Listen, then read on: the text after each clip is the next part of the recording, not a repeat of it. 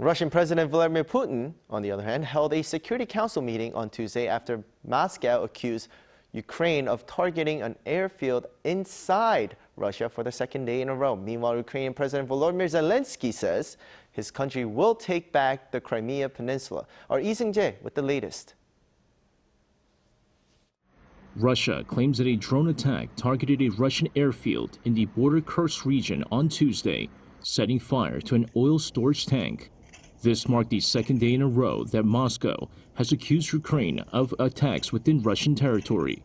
On Monday, Russia also claimed there had been attacks on 2 military airfields deep inside Russian territory, which killed 3 soldiers and injured 4 others.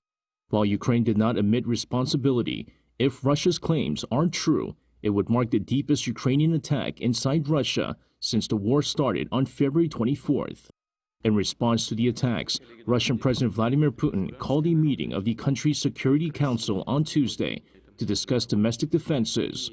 While the Kremlin did not release details of the meeting, it noted that Russian officials sought to shore up the nation's internal security.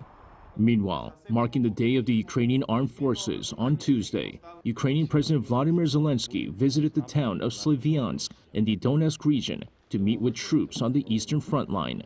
In a speech to the soldiers posted on Telegram, Zelenskyy says Ukraine will take back what's theirs, including the Crimea Peninsula.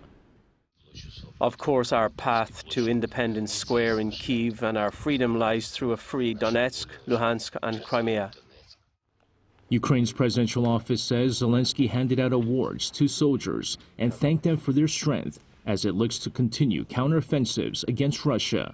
His visit also comes hours after authorities in Kursk said that Russian forces had pounded the southern region with massive shelling, and a day after a wave of missile strikes against critical infrastructure across Ukraine saw several cities suffer power and water outages.